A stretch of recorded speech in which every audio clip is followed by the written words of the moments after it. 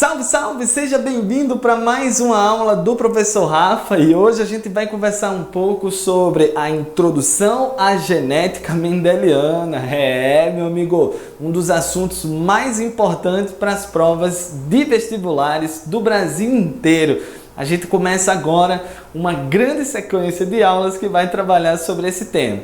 Primeira coisa que a gente vai precisar saber, moçada, é que quando a gente estuda a genética mendeliana, basicamente a gente está conversando sobre uma grande área da biologia, que é basicamente lá a genética. E a genética, rapaz, ela vai acabar se dividindo em dois grandes grupos. A gente vai ter aquilo que nós chamaremos de genética mendeliana, também conhecida como a genética tradicional, ou até mesmo a genética moderna, também conhecida como genética molecular. No caso, rapaziada, da genética mendeliana, que vai ser o nosso grande objetivo aqui nessa nossa brincadeira de hoje, ela estuda simplesmente, rapaz, como ocorre um fenômeno muito famoso e muito interessante, que é a hereditariedade. Então a genética mendeliana, ela estuda a hereditariedade. Hereditariedade. Agora, o que seria, rapaziada, a hereditariedade? Basicamente, a hereditariedade é a forma pela qual uma herança é transmitida de uma geração para outra. Ah, Rafa, que nem a casa em Miami que meu pai vai deixar para mim, é basicamente isso. É alguma coisa que vai ser deixada da geração passada para a próxima geração. Então eu vou até colocar isso aqui, ó. Ficou tão gostoso essa definição, né? Eu vou dizer que a hereditariedade é basicamente a capacidade, olha só, tchutchucos, de transferir, a capacidade de transferir heranças. Ah, Rafa, é mesmo, né?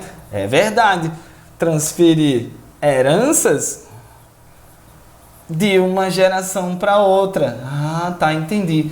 Nesse caso, rapaz, a gente não vai estudar o que o teu pai vai deixar para você de forma material, né? A gente não vai estudar, de repente, lá, aquela casa em Miami que ele vai deixar para você. E sim, a gente vai estudar como ele deixou para você as informações genéticas que estavam escritas no seu material genético.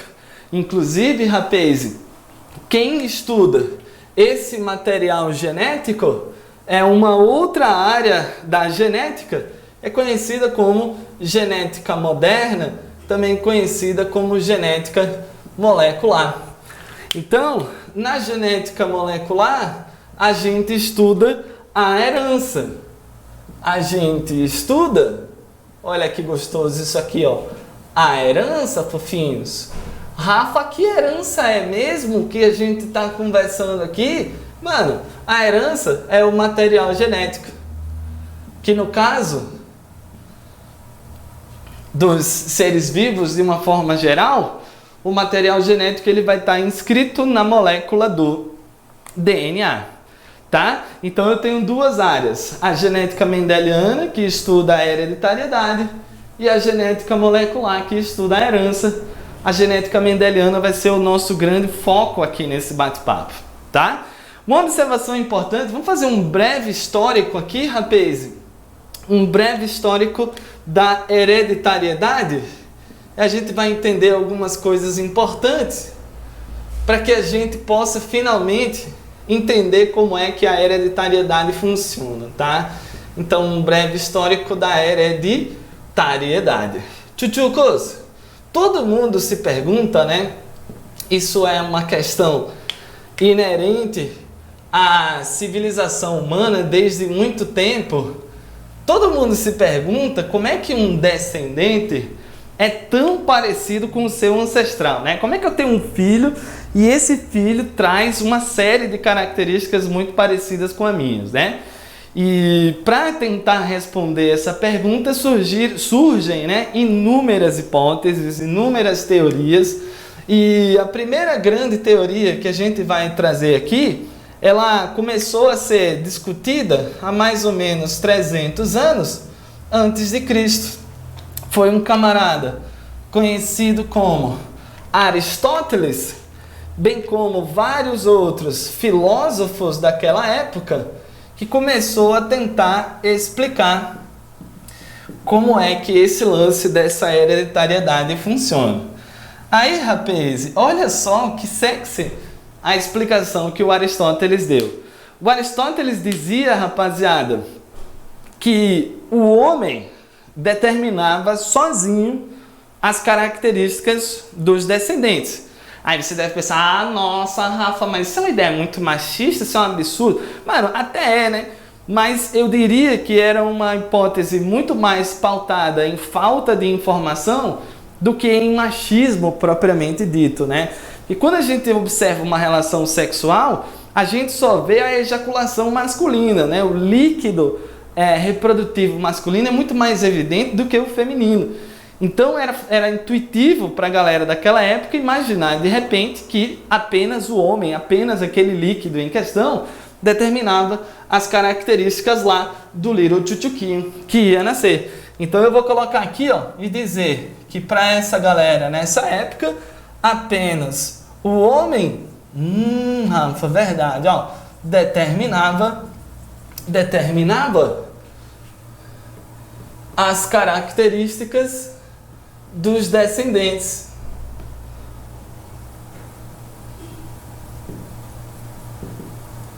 Beleza, rapaziada? Muito bom. Agora, o tempo vai passando e essas ideias elas vão se modernizando. Até que a gente consegue descobrir o tal de um microscópio e a gente conseguiu ampliar as imagens muitas vezes.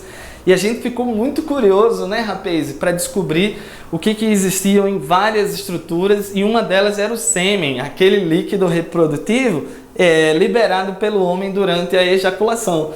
Então, lá por volta de 1672, um camarada conhecido como Leeuwenhoek, o nome dele é esquisitão, hein?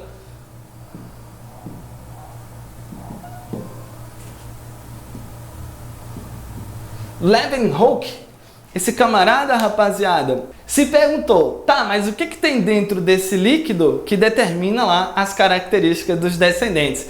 E aí, eis que ele é o primeiro ser humano a observar a existência dos espermatozoides. Então ele descobre os espermatozoides. Aí todo mundo ficou, moçada, imaginando que esses espermatozoides teriam alguma coisa a ver com a determinação das características do little tchutchuquinho, das crianças, né, que iriam nascer a partir dessas estruturas. Inclusive, por isso que ela se chama de esperma, na verdade, esperma, né? Esperma vem de semente, então eu acredito que aquela célula é uma semente, né, que vai dar origem lá a um descendente. Tá? E aí ele foi além disso, rapaz. Ele imaginou que dentro desses espermatozoides existiriam micro-ser humaninhos, micro-pessoinhas bem tchutchuquinhas, bem pequenininhas mesmo, que chegaria pré-formada lá no organismo feminino, e a única coisa que iria acontecer dentro do corpo da mamãe é que aquela pessoinha, advinda do líquido masculino, iria apenas crescer e originar um little baby. Então, aqui surge uma teoria chamada da teoria da pré-formação. Ah, Rafa, pré-formação faz sentido, né? A gente imagina que existam homúnculos. Olha que legal, rapaziada. Homúnculos, que são pessoinhas bem tchutchuquinhas, dentro dos espermatozoides. Eu vou escrever espermatozoides assim, ó, spitz, tá? E aí seriam esses homúnculos aqui que seriam os formadores das crianças, né? Então ele daria origem aos descendentes.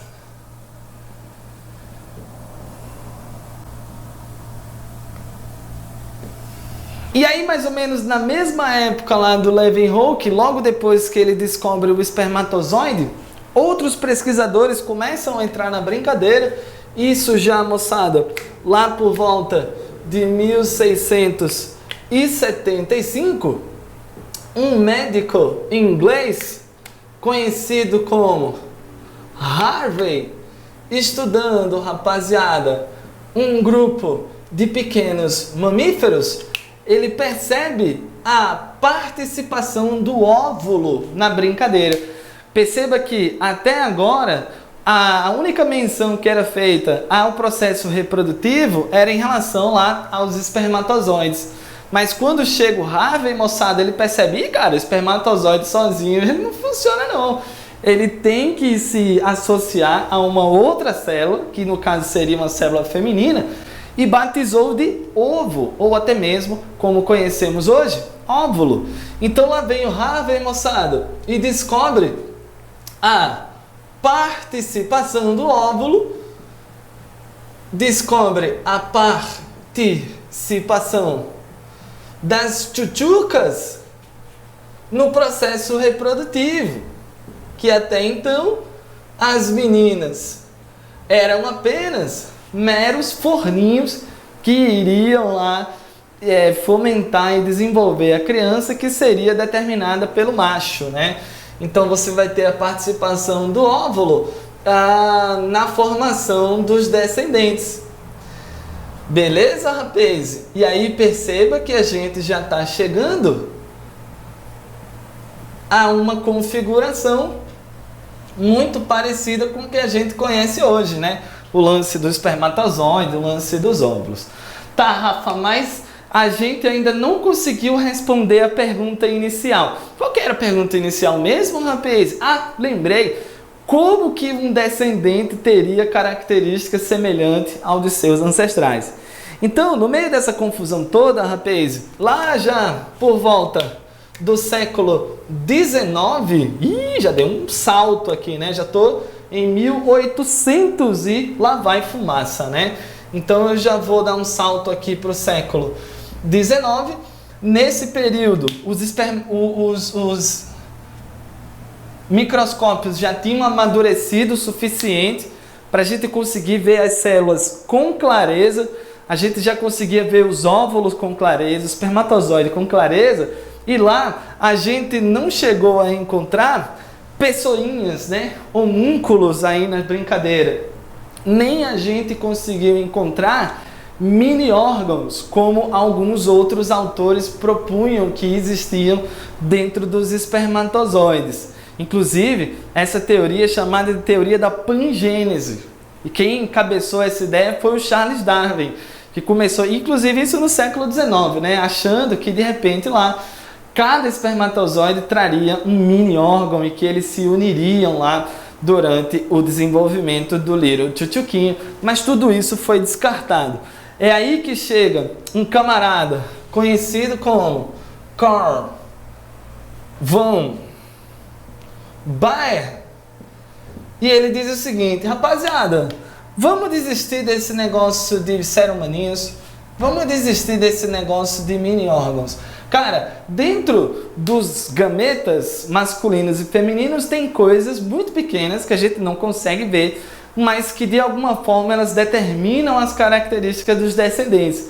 Eu não sei o que é, eu nunca vi, mas eu vou chamá-las de fatores genéticos. Então, o Baer propõe, rapaziada, que os espermatozoides e os óvulos apresentam aquilo que nós vamos chamar de fatores genéticos, e são esses fatores genéticos que determinam as características dos descendentes, determinam lá as características dos tchutchucos que vão se desenvolver. Agora, se tu chegasse para ele e perguntasse assim: ô Carl von Baer, que danado Cades, que negócio é esse aí de fatores genéticos? De onde tu tirou isso? Ele vai falar, não sei, só sei que foi assim. Ele não saberia dizer o que era, mas diria, rapaz, que de alguma forma existiriam esses fatores genéticos.